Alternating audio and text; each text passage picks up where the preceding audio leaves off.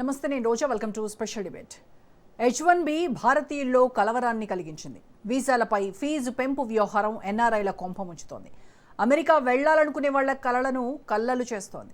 చదువు, ఉద్యోగంతో పాటు చివరికి పర్యాటకం కూడా ఖరీదైన వ్యవహారంగా మారింది.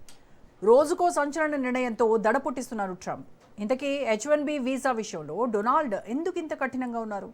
మనోళ్లపై అగ్రరాజ్యాధినేత నిర్ణయం ఎలాంటి ప్రభావం చూపనుంది? వైట్ హౌస్ పెద్దల డెసిషన్స్ అమెరికన్లకు లాభం చేస్తాయా, నష్టం చేస్తాయా? వీసాపై ఫీజు పిడుగుపై ఇవాల్టి స్పెషల్ డిబేట్.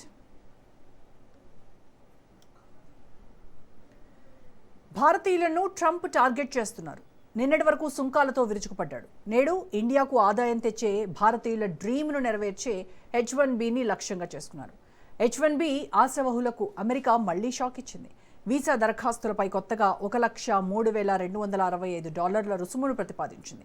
అడ్వాన్స్డ్ డిగ్రీ మినహాయింపునకు అర్హత ఉన్న H1B వీసా క్యాప్ పరిధిలోకి వచ్చే అన్ని దరఖాస్తులకు వర్తిస్తుందని America department of homeland security స్పష్టం చేసింది. అయితే H1B వీసా క్యాప్ మినహాయింపు ఉన్న దరఖాస్తులకు రుసుము వర్తించదు అని DHS తెలిపింది.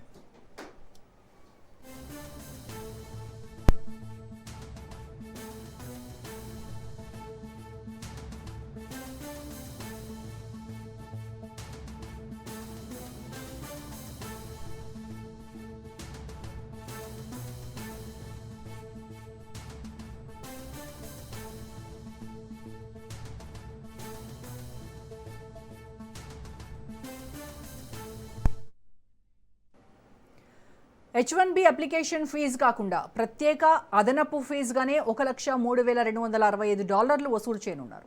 ఫెడరల్ రిజిస్టర్లో నోట్ను కూడా పోస్ట్ చేశారు. 30 రోజుల వరకు ప్రజాభిప్రాయాలు స్వీకరించే అవకాశాలు ఉన్నాయి.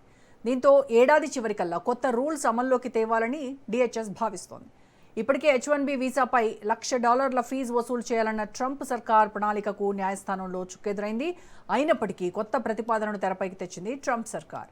ఏటా 65,000 వరకే H1B వీసాలను మంజూరు చేసేలా అమెరికా కాంగ్రెస్ పరిమితి విధించింది. దాన్ని రెగ్యులర్ క్యాప్గా పిలుస్తారు. అమెరికా కాలేజీల నుంచి మాస్టర్స్ డిగ్రీ లేదంటే అంతకంటే ఎక్కువ డిగ్రీ పొందిన ఉద్యోగుల కోసం అదనంగా 20,000 H1B వీసాలను కాంగ్రెస్ కేటాయించింది.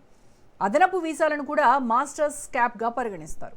తాజాగా ట్రంప్ తీసుకొచ్చిన ప్రతిపాదిత ఫీజు కార్యరూపం దాలిస్తే అమెరికాలో స్థిరపడాలి అని కలలుగనే భారతీయ నిపుణులకు షాక్ తగిలినట్లే.